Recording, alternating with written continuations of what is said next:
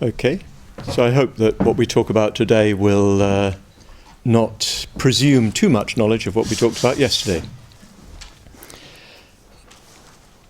I heard that Vardika gave an extremely good talk on capitalism, which unfortunately I missed. But in a way that connects with what I want to talk about today. I once saw a book title on somebody's bookshelves, Frozen Desire, which is about money. Has anybody got a watch? I just realised I left my watch behind. Don't want to talk for too long. Thanks. Not that I can see it. It says 3:45. Yeah. Oh, that's right, yeah. Okay. So it was called Frozen Desire, and it was about money. It's quite interesting, isn't it, to think of money as frozen desire. Desire that's sort of fossilized or frozen is very good, isn't it? Like in a freezer, it's frozen desire, something that gives us the possibility of whatever we want. That's the way it seems to us. Frozen desire. So I'm not going to say much more about that, although that's a very interesting theme. But what I do want to talk about is desire and its relation to generosity, since that's the subject I've been assigned by my controller, Amalavajra, who seems to have done a runner. Oh, there he is.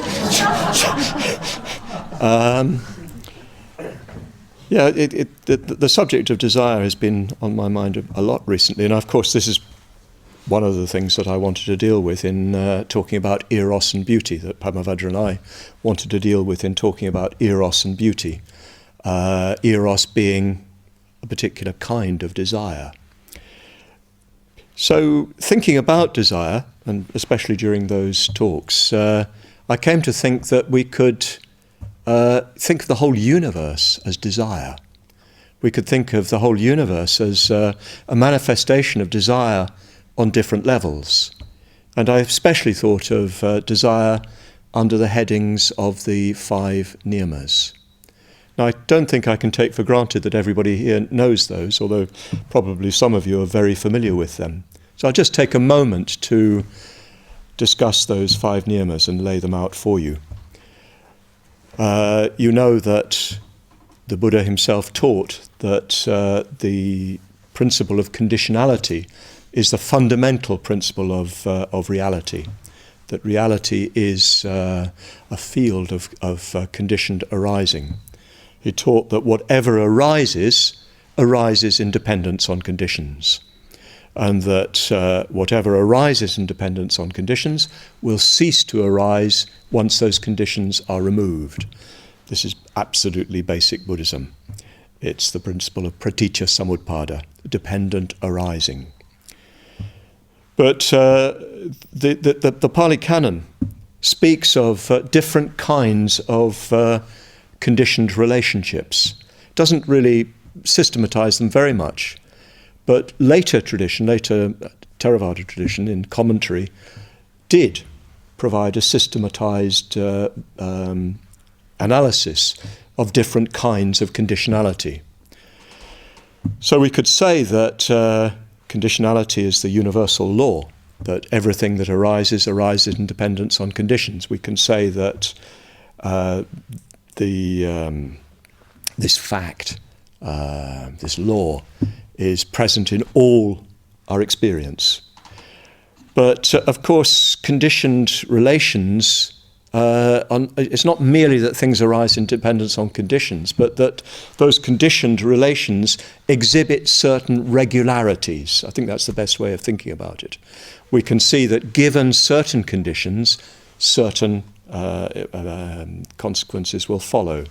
And that that the relationship between the conditions and what follows from them is regular. Of course, it's very complex, and conditions are extremely various, and so many different factors play in any conditioned relationship.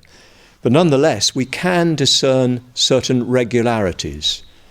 This is absolutely fundamental to our human life. If there weren't such regularities, it would not be possible to decide anything, because our decisions are all based upon the assumption of certain regularities. Each step we take depends upon a regularity which means that the ground will support us, or that we can reasonably expect that the ground will support us. When we leap across a ditch, we depend upon certain regularities. We depend upon the principle of gravity and so forth and so on. And of course that becomes extremely fine when we get down to analysis in physics and so on. But the important point here is these regularities, if you like, these laws in the scientific sense, can be discerned. If we couldn't discern them, we'd have no knowledge. The regularity is the basis for all our knowledge, whether it's in the scientific sphere, in the practical sphere, whatever. Science depends upon the regularities exhibited in nature. These regularities are, according to later tradition, deriving from things that the Buddha did say. It's not that this is completely foreign to the Buddha, as it were. But these regularities can be seen on a number of different levels, on 5 different levels, I call them levels, which are referred to as the 5 niyamas. Niyama does probably best translate law. In modern Indian languages, niyam means law, both in the scientific sense and even in the legal sense.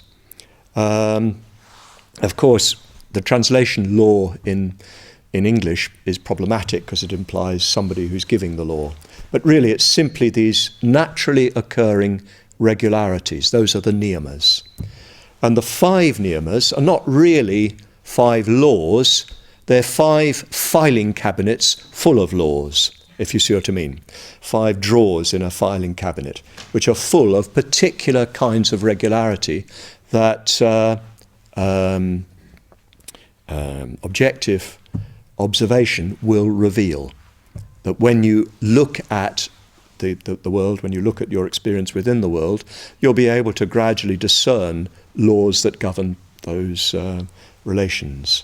And they'll come under these 5 headings, which really amount to ascending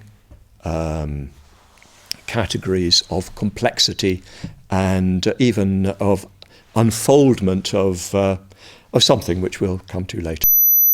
Evolution in Bante's sense of lower and higher evolution. So the basic level of conditionality comes under the heading of Uttu or Rutu Niyama, in Rutu in Sanskrit, Uttu in Pali. Never mind what those translate as, but what they refer to, what that category refers to, is the laws of physics, basically, and chemistry. The laws that govern the action and reaction of physical matter, inorganic matter. They're the inorganic laws that are to be found in the observation of nature. It's very interesting, important and significant that the Buddha's teaching is based upon empirical grounds.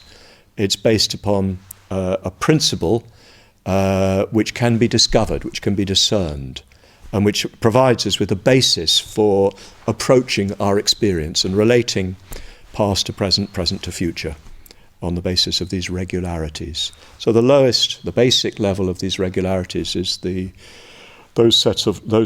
set of laws that govern or inorganic matter, physics, chemistry. They do pretty much correspond. It does pretty much correspond to the modern study of physics and chemistry.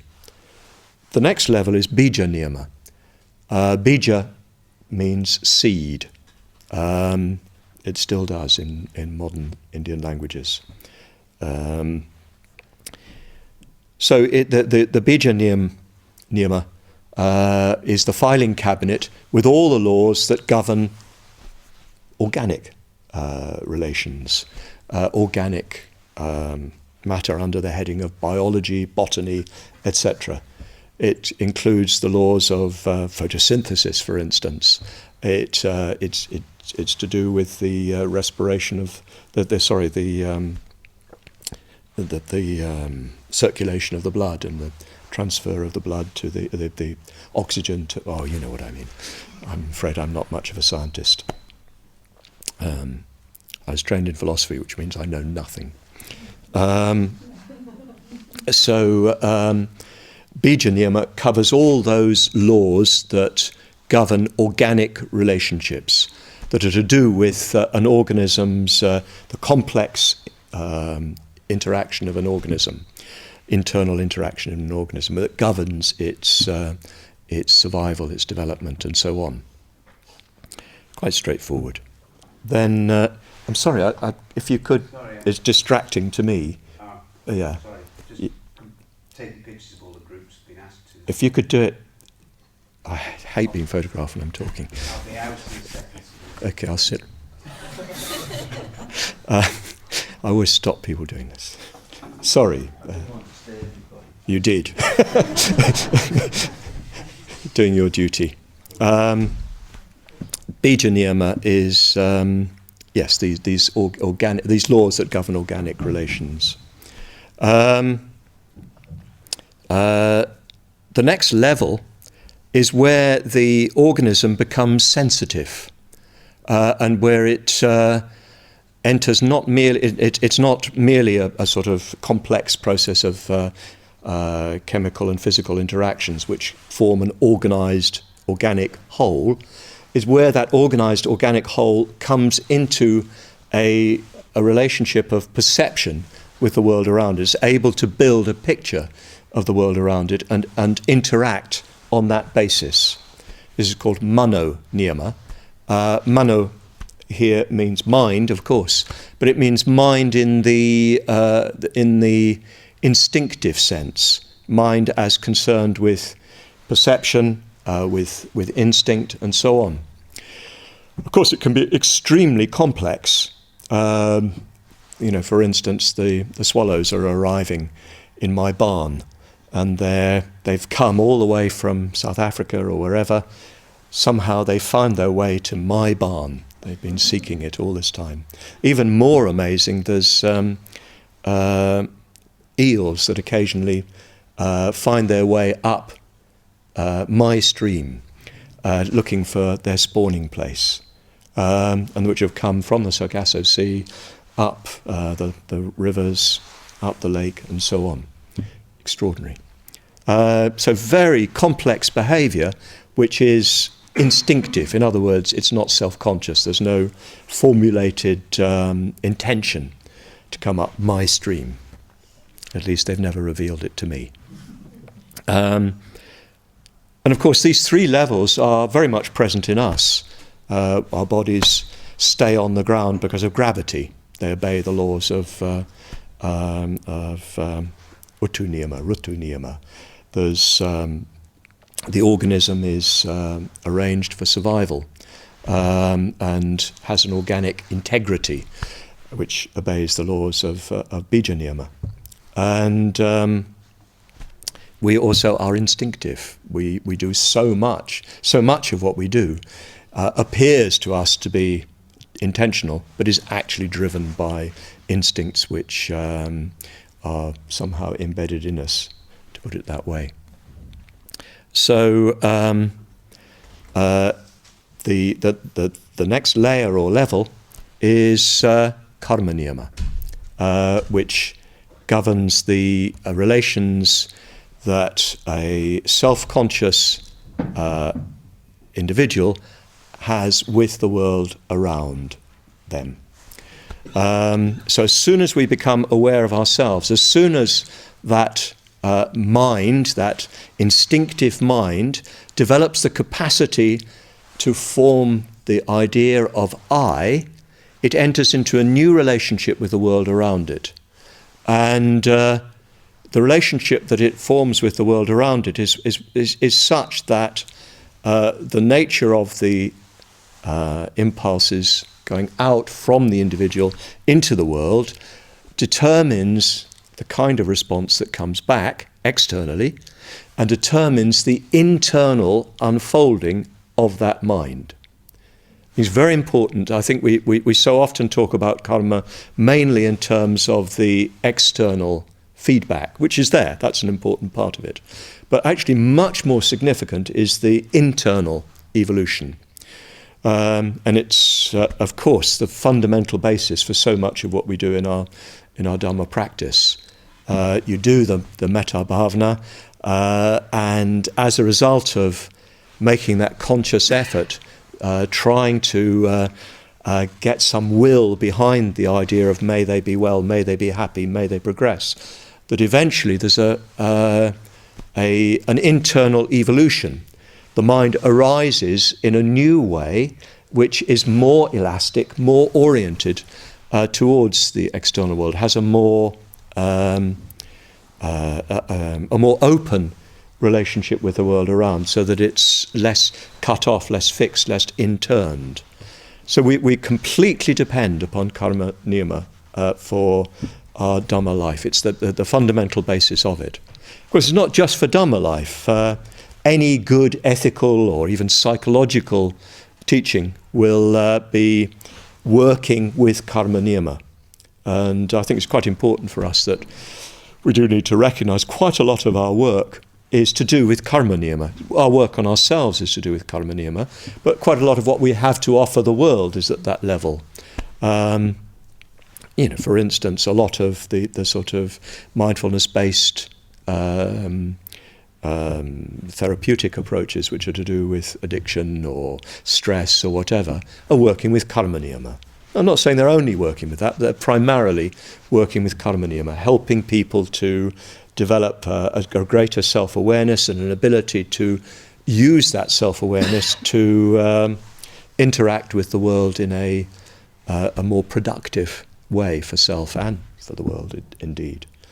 So karma niyama is the level that emerges once the organism, with its perceptual and instinctive mind, develops the capacity to identify I. Of course, here I'm using a kind of evolutionary model. There are other ways of discussing all this, which Buddhist tradition would have. So karma niyama is that level of conditionality that determines the relationship between the self-conscious individual and their environment, and that determines the way in which the self-conscious individual forms their mind into the future.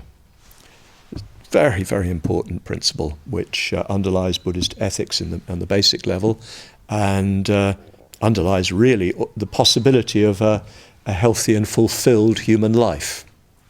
The more we work with the force of karma, the more happy and fulfilled we will be. And the more productive our relationship with the world around us will be. The more we will be able to enter into successful relations with others, and the more we will contribute to the world in a beneficial way.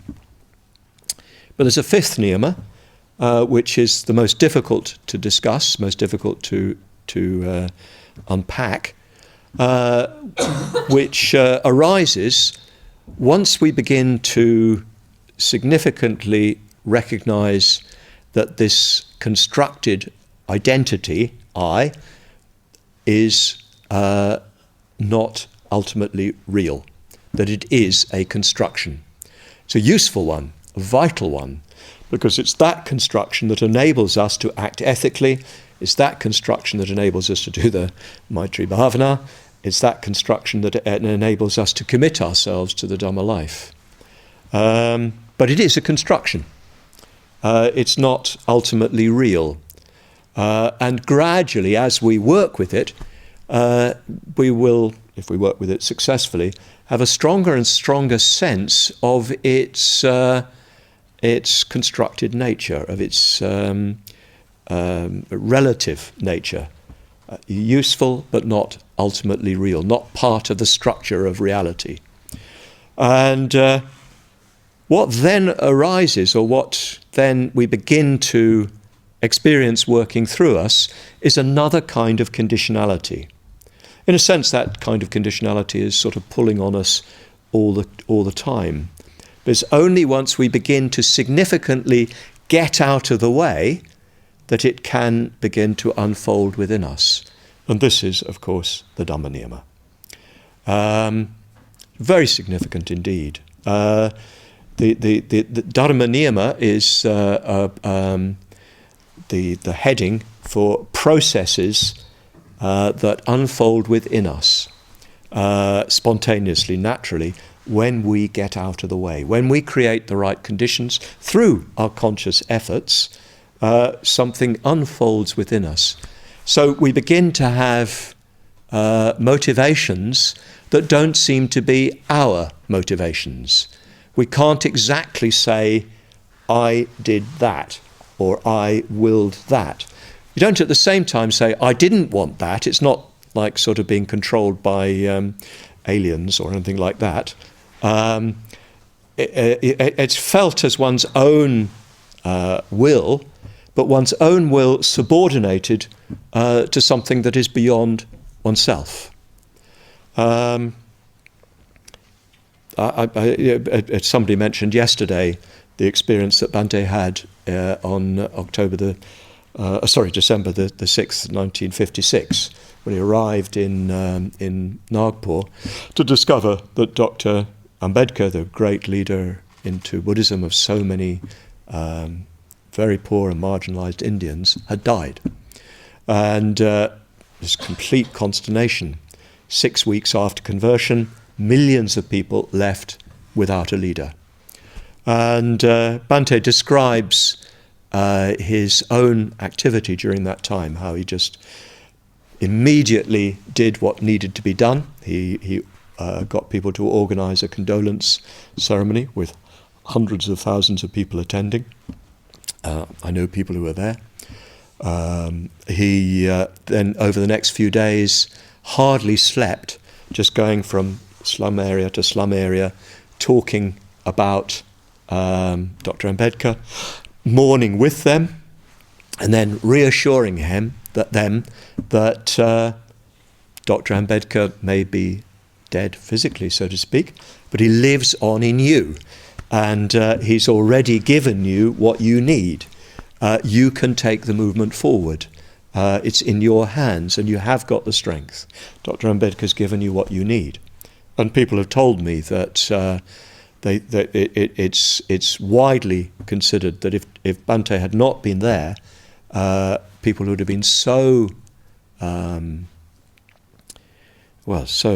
bereft that they could not have gone on. People have told me that quite straightforwardly. And people have said that Bhante saved Nagpur for Buddhism. That's their feeling about it. Whatever the reality, we'll never know.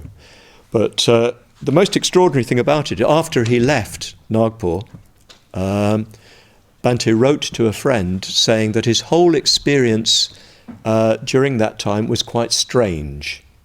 He meant strange in the sense of extraordinary, not normal. He said he felt that he was, as if he was, he says, impersonal force, an impersonal force, like the wind or the tide or the gravity or something like that. Of course, that's only a metaphor. It's not that he felt, like an automaton. In fact, he's later said that impersonal is quite the wrong word. It's suprapersonal. He felt that a suprapersonal force was working through him, something that was not him, that came from, at the same time, not in conflict with him. He was simply operating, simply acting, doing what needed to be done. Often he said he was speaking without any thought. I often experience that, but it's not a suprapersonal force. He experienced himself as the right thing was just coming out of his mouth without him having any thought about it. He said as if he was in meditation, where there's no thoughts. His mind was free from thoughts, but whatever came out of his mouth was exactly what people needed to hear. This is what he means by, or what the the Buddhist tradition means by Dhamma niyama. It's this sense that you're acting but not from self-will. Now, Bante's description is a little dramatic, if you like, but I think probably it's not so very uncommon. We probably all have little glimpses of that sort of experience. It's very interesting for me. I gave a talk where I went into this at a celebration or a commemoration of the 6th of December in Nagpur just a couple of years ago. And I was describing this experience. And well, for a start, you're speaking to people for whom Dr. Ambedkar is extraordinarily alive. And so they're really with you. And I experienced myself in talking about this, actually, it was happening to me. I was speaking without thought. I didn't know what I was going to say next. It was just coming out of my mouth. My translator, Dhammachari Amoga Siddhi, said that the same thing was happening to him. He could feel what was going on. He wasn't even thinking about translating. It was just coming out of his mouth. And in fact, I felt I was talking, or rather something was talking through both of us. It's extraordinary, just for a little bit. And my audience said that something really extraordinary happened at that time. So I don't think this is so extraordinary, if you see what I mean. There are moments when one gives oneself up to something that seems to come from beyond one. It can even be almost in a sense of a conflict. I think that sometimes these Dhamma niyama processes present themselves to you in the form of an imperative, even a sense of duty. I know duty is a dirty word nowadays. I don't think it is. I try to do my duty. I think it's a dirty word because duty connotes doing something you don't want to do because you fear not doing it, that somebody will beat you or sack you or whatever, or that they won't love you. But duty is, I think, the sense that you perceive a higher imperative, a sort of impulsion, you could say, to act, to do something, which on a lower level you don't want to do. You think, oh no, this is going to be so much trouble. I've experienced that many times in my life. Just a little example.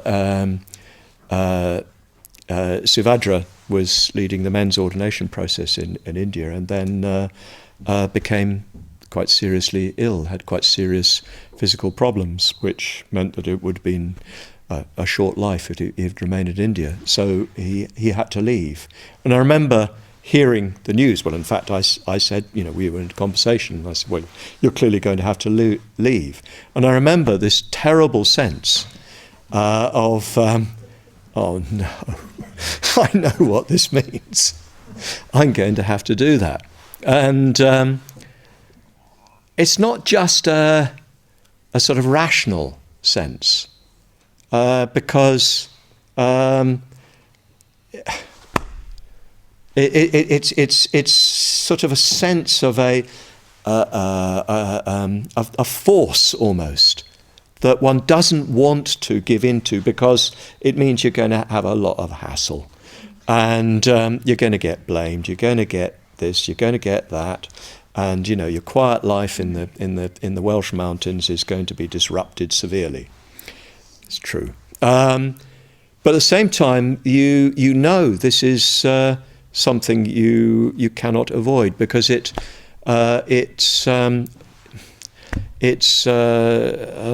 something you intensely believe in. So there's this sort of hiatus, but the feeling is not. I'm talking about my feeling. I don't know whether anybody else feels this, but the feeling is that it is more than just a rational recognition. It's as if there's a sort of consciousness awaiting one, and one has to let it in.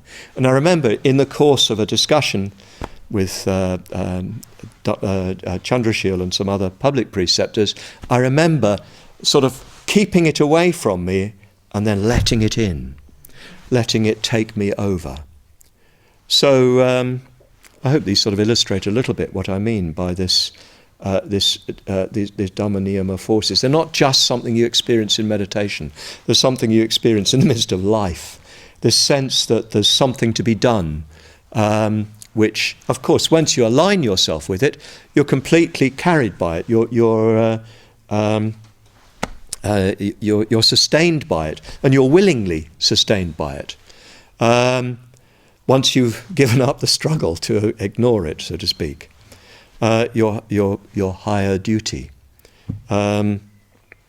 Yes, I could say a lot about duty because I think it's a quite important topic, and I do think that so much of modern discourse, although I can see the point of why we are reticent about duty because of the the poor use it's been put to so often in the past. But I think that we need to be careful that babies don't get thrown away with bathwater. Sorry for the foreigners amongst you, that's a nice English idiom, which you don't need to think about too much. Yes, I think that duty is it's a sense. It's a sense of something calling you, a vocation, a calling, which is coming from something beyond your immediate ego interest, your immediate interests, and which may lead you into a lot of trouble. But yes, there's so much more that could be said about that, because one needs to distinguish duty from other kinds of imperative, which come from lower causes and impulsions, particularly those that are bound up with seeking approval, with fear, and with simply, getting your own way. I'm doing my duty. If you see what I mean, when you're really just doing what you want to do to aggrandize yourself or enrich yourself or whatever. But I think nonetheless there is a positive content to the notion of duty. Is it duties? Stern daughter of the voice of God. Wordsworth. Don't take me seriously, I'm only quoting. But yes, it's this sense of a sort of a consciousness that's moving beyond your self-will. In a way, going for refuges of that kind. When you the moment when you know you have to ask for ordination. I remember this very distinctly. I remember I went down to see Bhante, and I hadn't thought at all about ordination. I just went down to visit him when he was on a very intensive retreat. He was on retreat in a small beach chalet overlooking the Cornish coast, and it had a big picture window right on the rocks, on the cliffs. And I remember coming in, Bhante was sitting to one side of this great window with the sky and the sea, the English Channel at its most grey and fierce through the window. And as I came in, my experience was that Bhante, the sea and the sky were part of one sort of gigantic force that was absolutely irrefutable. And I hadn't at all intended to ask for ordination, but I found the words coming out of my mouth, those deeply inspired words, well, I suppose I better ask for ordination, Bhante, which his response was a wicked grin, which he's the master of.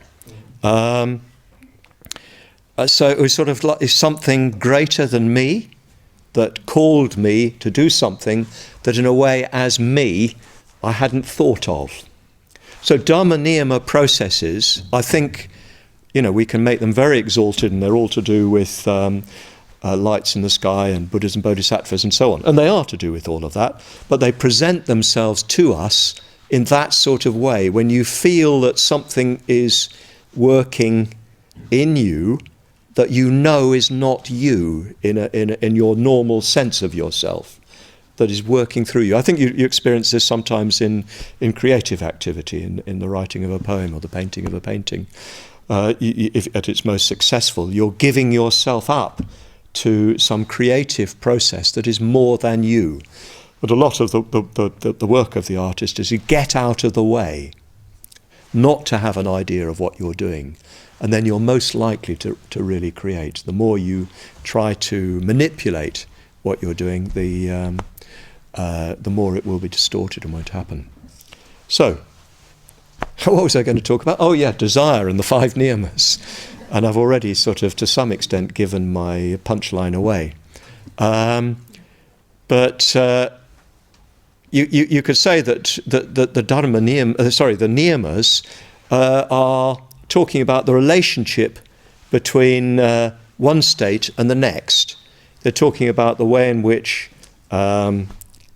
stone falls to the ground. They're talking about the way in which a plant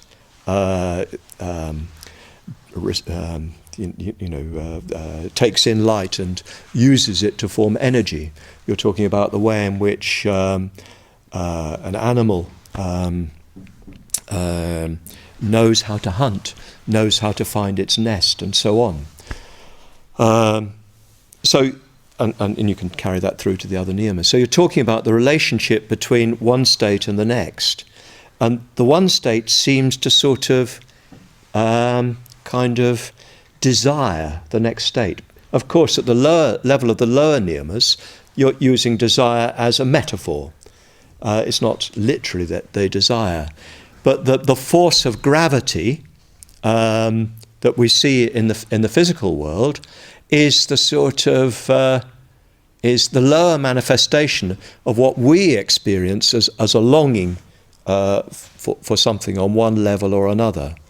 The force of desire functions on all these different levels. You think of Dylan Thomas, the force that through the green shoot drives the flower, drives my green age.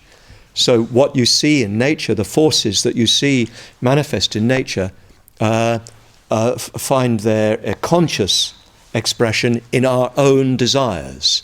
This is my analogy, this is my metaphor, that desire is the force that governs the universe. It's the force that these niyamas describe, and the laws that come under the heading of these niyamas describe the relationship of desire on each and every level, in each and every circumstance. The laws of nature describe the movement from one state to the next. They describe the attraction of the planets one for another. And this was, of course, a metaphor that was powerfully unpacked by the Neoplatonists, well, Plato himself and the Neoplatonists. The planets moved by desire, moved by love, by eros. We can see this at every level. Bhante argues that this mode of perception increases our sense of empathy with the world around us. If we see processes in us that are manifest in less conscious ways, well, even completely unconscious ways in nature, we can feel much more deeply our affinity with the natural world around us. We can feel, we can even see desire manifesting, seeking its fulfillment in the whole universe. It's when you especially with humanity, I described my experience in the tube train when I went down to London after Eros and Beauty seminar, and one of the senses I had was of this the carriage filled with desire, with people seeking fulfillment, seeking the discharge of this powerful impulsion that moved through them. And of course, they do it in more or less skillful ways, in more or less effective ways. But it's the same desire that I feel that moves in them, the same desire that moves through the whole universe. So desire is the fundamental force of the universe. Of course, it's sometimes at one's most inspired, one sees it as love moving through the whole universe. Love as manifesting at every level within the universe.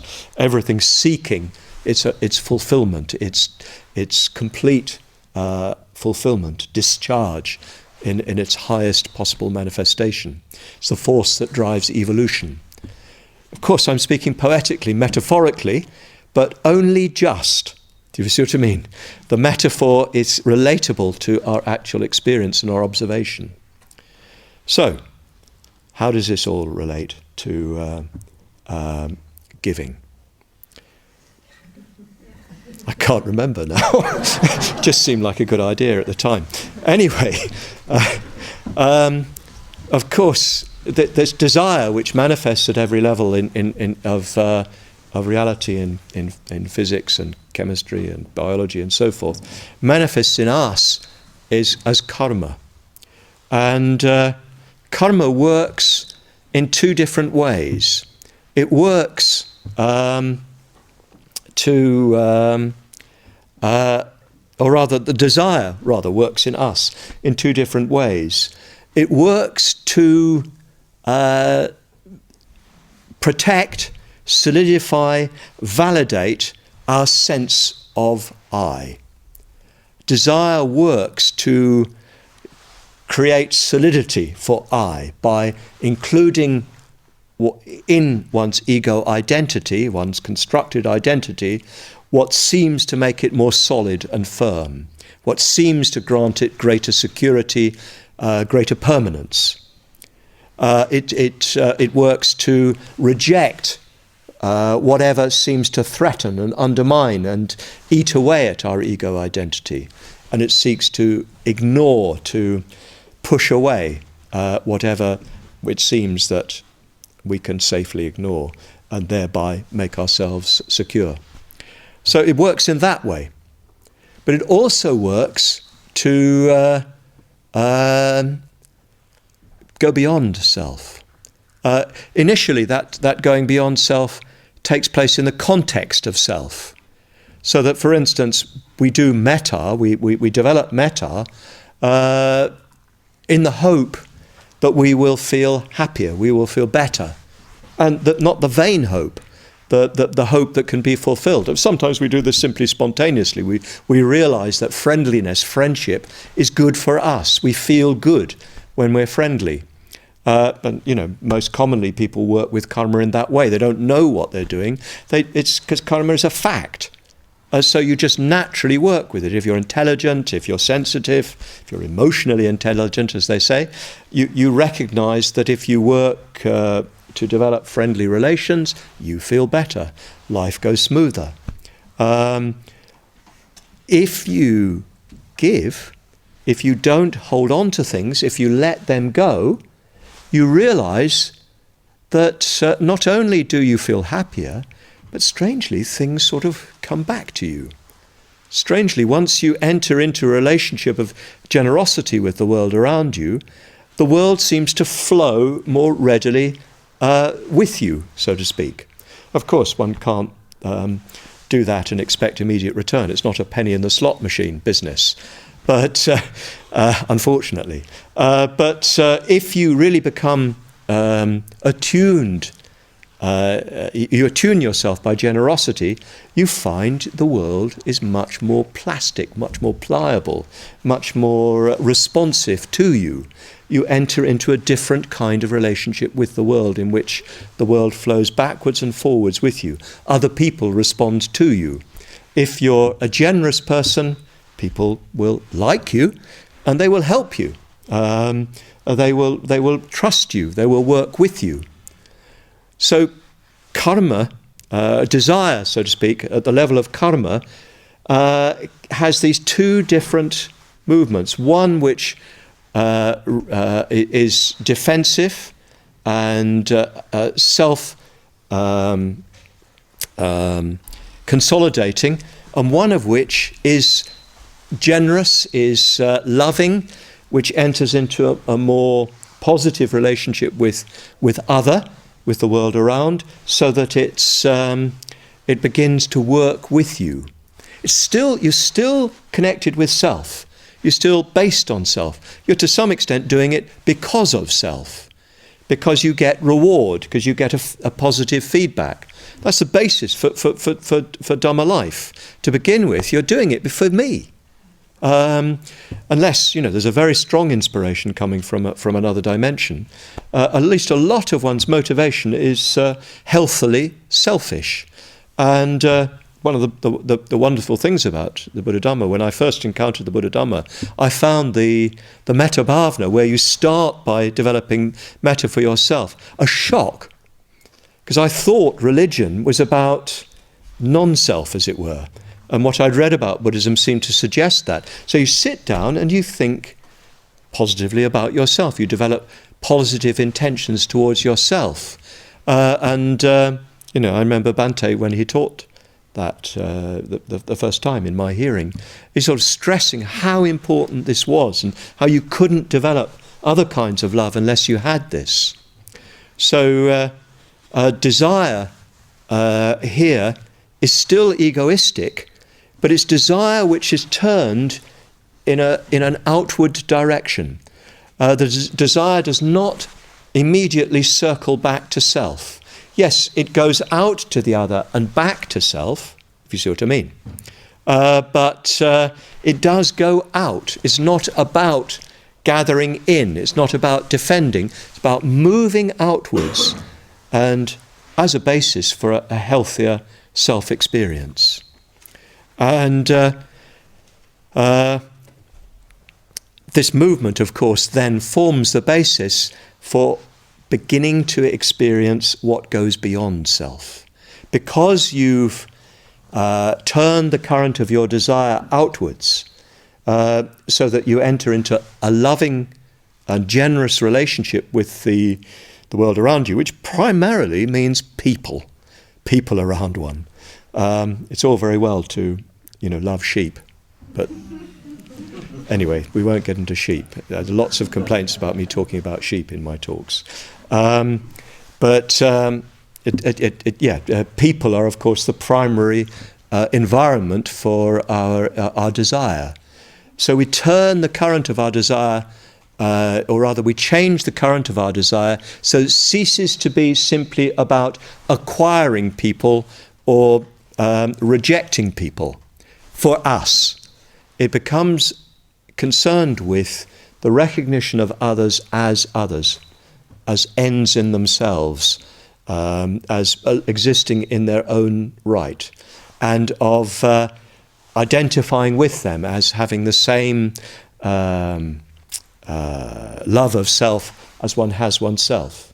There's that famous sutta in the Udana where Queen Malika and King Bimbisara on the roof of the palace, in the cool of the evening, one imagines them having their cocktails, but, well, maybe they were.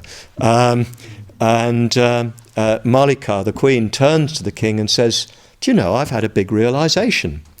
And so he says, "And what is that?" So she says, "I realized that there's nothing in the world so dear to me," and as you imagine him waiting for her to say, "As you, darling," but she says, "As me. There's nothing in the world so dear to me as me." So Bimbisara sort of thinks, "My goodness, you're right. There's nothing in the world so dear to me as me." And in his commentary on this, Bhante said this is a really important recognition, because on the basis of that recognition, one can, if you really do love yourself, you will do what is good for you. And doing what is good for you means acting skillfully. Not only on the basis of that recognition will you be able to act skillfully, but you'll be able to recognize that it's the same for everybody else. They do not exist for you. Even your mum doesn't. Even your lover doesn't. They don't exist for you. They exist for themselves, so to speak. But on the basis of that recognition that we are each dear to ourselves, we can acknowledge the dearness that others have for themselves. And we can empathize with their experience because it's the same as ours. So the current of our desire turns in the direction of love and generosity. And we begin to act in a way that benefits them because we feel our identity with them. And we know that doing that will benefit us and benefit them. So we change the current of our desire. On the basis of that changed current of desire, we become more and more loose to self. Yes, we're still concerned with self, we still love self, but our love of self becomes more and more other oriented. And at various points, it will even break free of self-orientation and other orientation in a way, beyond both. And ultimately, it will become completely free of self-orientation. And one of the key characteristics of that transcendence of self-orientation is generosity. One will be free-handed, open-handed. One will naturally, spontaneously give. It's a really astonishing fact in the Pali Canon.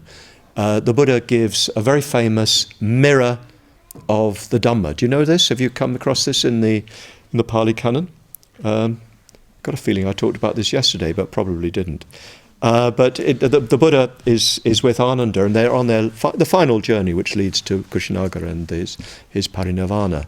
And on the way, every village they go to, Ananda comes to the Buddha and says, such and such a disciple has died, such and such a bhikkhuni has died, such and such a bhikkhu has died. What's happened to them?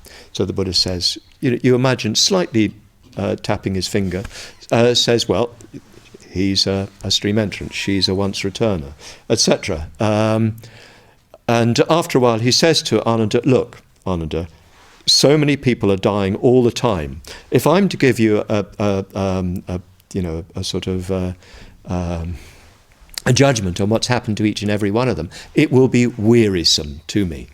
So I will give you a mirror of the Dhamma, looking into which you will see whether or not you have entered the stream of the Dhamma.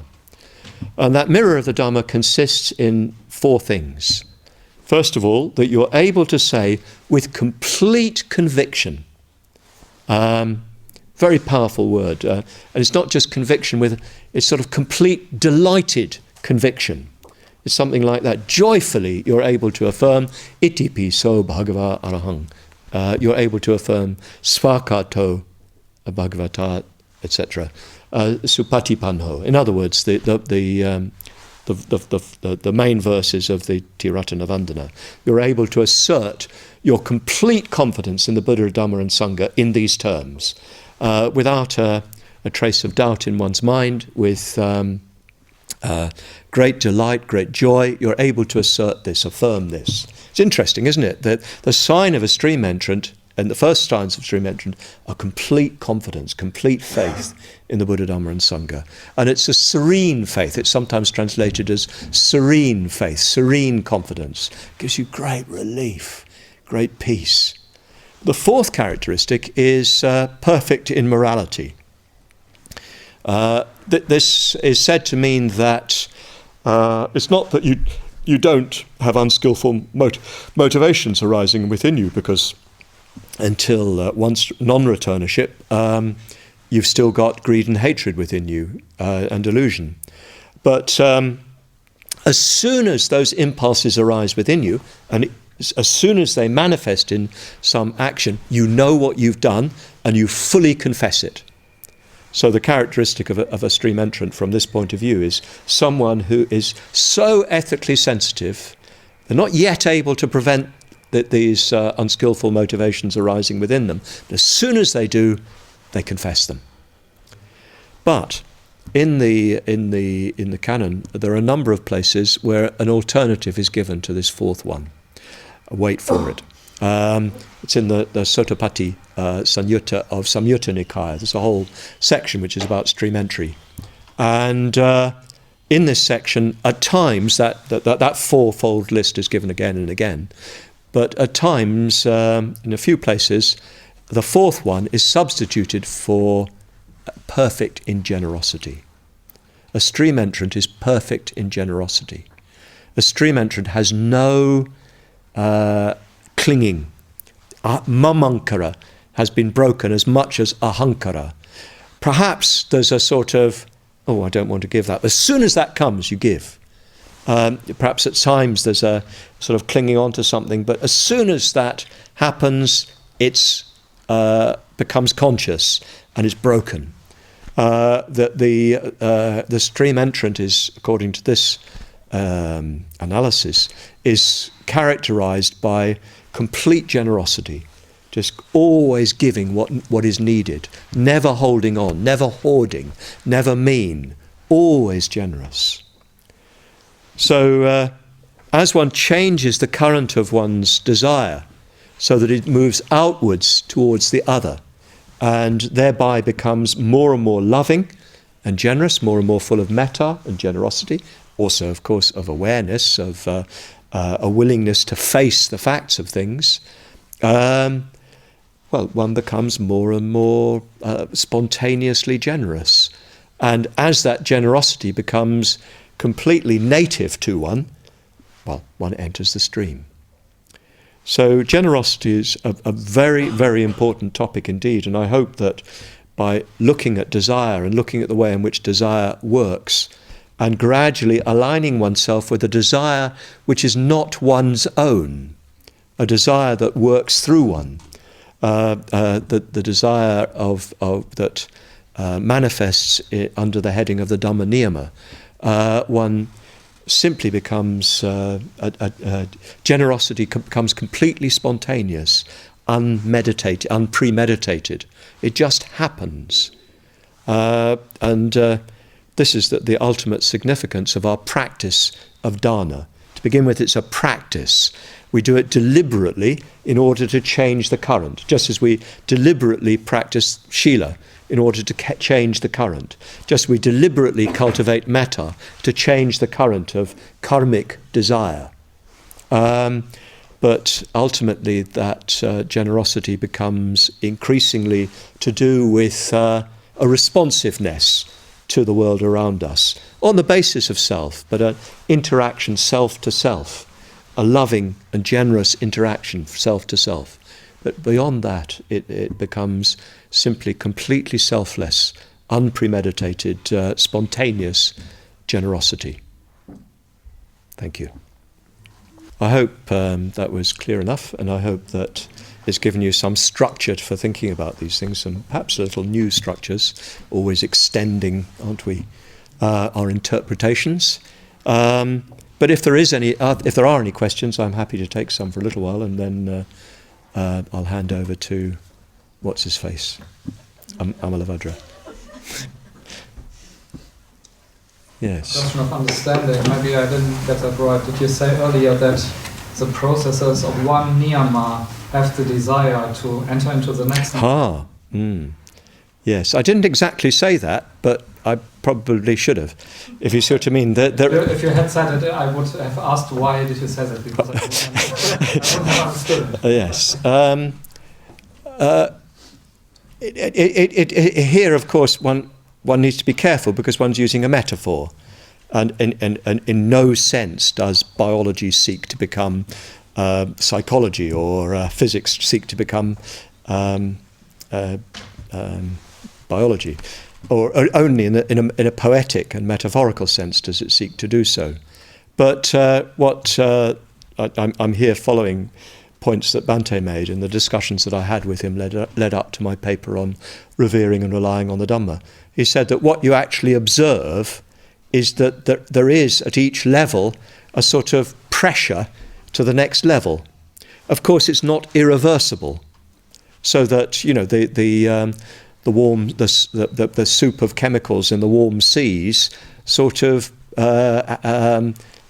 metaphorically had a kind of implication or a pressure to evolve into organisms, and so on. Those organisms, in striving for their survival, develop sensory organs. Those sensory organs and instincts evolve language through which we can identify ourselves. So that there is, he talks about this when he talks about the cosmic going for refuge, that you can see that at every level there is, so to speak, a movement to the next level, which becomes irreversible only once the Dhamma Niyama is achieved. So I'm speaking somewhat poetically, but there's a sort of current passing through reality that has an implication of a seeking ever a higher manifestation of fulfillment. When I discussed all this with Bhante, I asked him about Schopenhauer's Wille, his idea of the will as this sort of force moving through, and he said yes, that had actually had some influence upon him, and that he saw this implied in the Buddha's teaching too. But I only glanced at it because it becomes very tricky and people get over sentimental about it. Like, there is actually no such thing as the Dhamma Niyama. People will say, oh, was that the Dhamma Niyama? But it's not a thing. It's a description of a kind of conditioned relationship. Do you see what I mean? So at the same time as wanting to honour something that one feels, one needs to be careful not to overfix it. For myself, a strong experience I remember having on a solitary retreat sort of illustrated that, and maybe that'll communicate it to you. I went on a solitary retreat in Spain for a month, and at the end of the solitary retreat, I suddenly was overwhelmed with a plot for a play.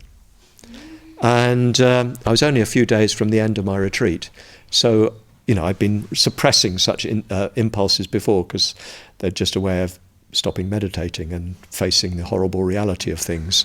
But right at the end, I thought, let it rip. So I spent 3 days. I just wrote solidly for 3 days. You won't have seen it on the London boards, but and in fact, I've never shown it to anybody because it wasn't that great. But in the course of doing it, I had a sense of completely expressing myself in a really deeply satisfying way. I remember just leaning on the wall of my hut outside, just sort of feeling, I've completely flowered, at least for a while. And as I looked around, I noticed that everything else was doing the same thing. That everything else was sort of something coming through it and expressing itself.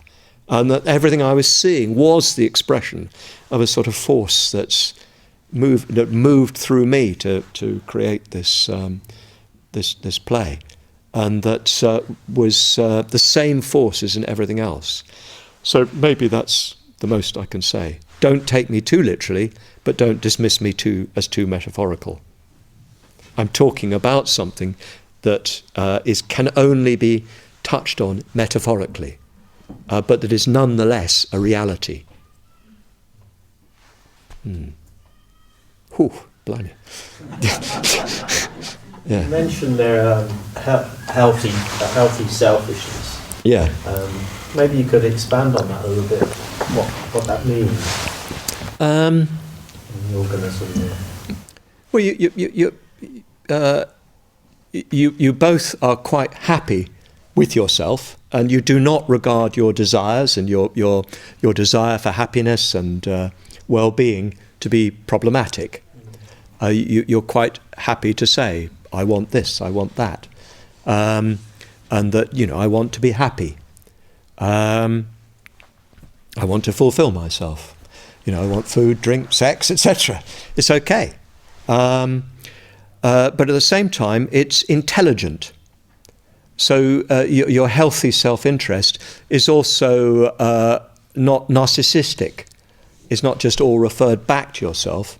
You recognise that you are in a world where others also have a healthy self-interest. and that they also perceive themselves or experience themselves as ends in themselves. Kant, I'm sorry, I've been reading Kant. They experience themselves as ends in themselves, as existing in their own right and be worthy of fulfillment in their own rights. So yes, you're not at this point necessarily thinking very exaltedly or anything like that, but you're just you're able to be happy with your own desires and in a happy relationship with others. As a well brought up young middle class Englishman, I was taught never to manifest the fact that I liked myself. You're supposed to be very self-effacing whilst being ruthlessly colonising the whole world. And I remember once a French boy came to visit, and we agreed to have a game of tennis. So he asked me, and I played a lot of tennis. I wasn't particularly good, but I used to play a lot of tennis because we had a tennis court. So this lad said to me, "Are you any good?" So of course, as an English boy, I said, "Oh, no, not very good." And of course, I thrashed him. I completely thrashed him, wiped him off the court. And afterwards, he's really indignant. "But you said you are no good."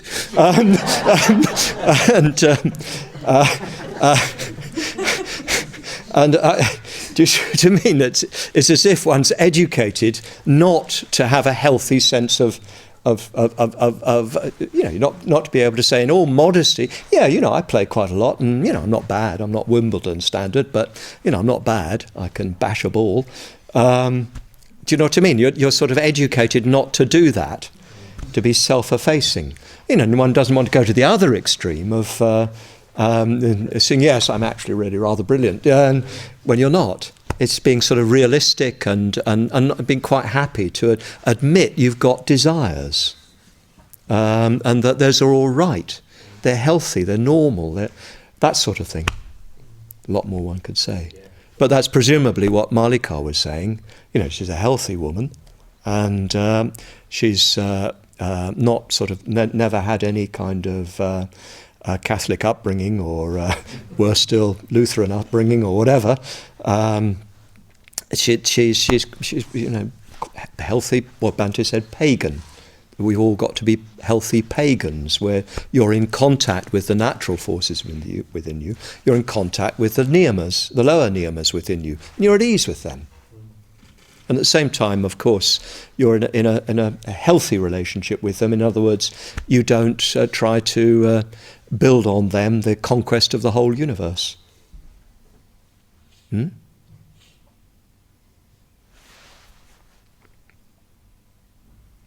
And that I think we need to be careful that we don't use the Dhamma as another way of hating ourselves or of suppressing ourselves. That's why I think the language of self-clinging can become problematic. And I think that's why Bhante has so strongly emphasized friendship, community, culture,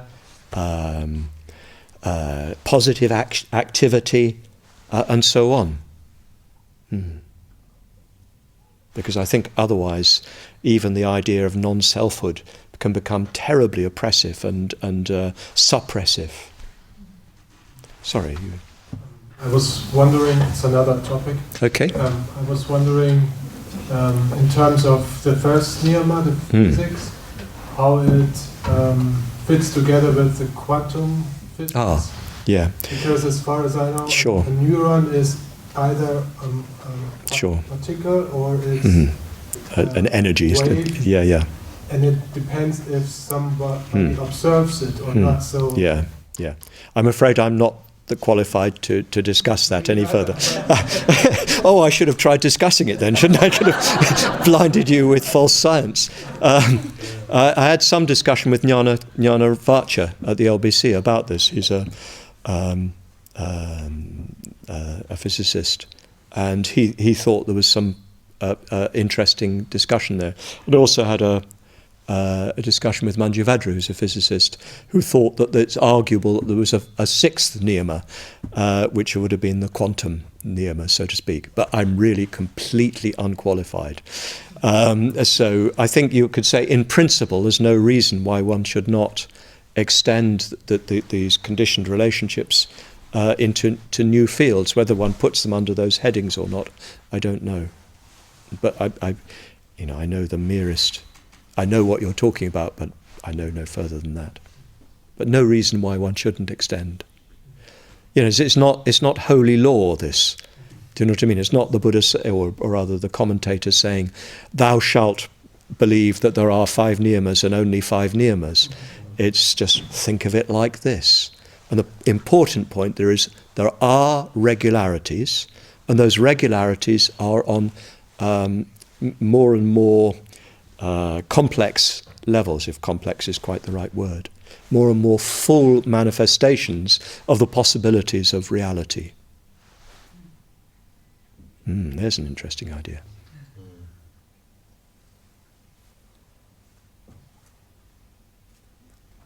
Bas? Enough? Basta?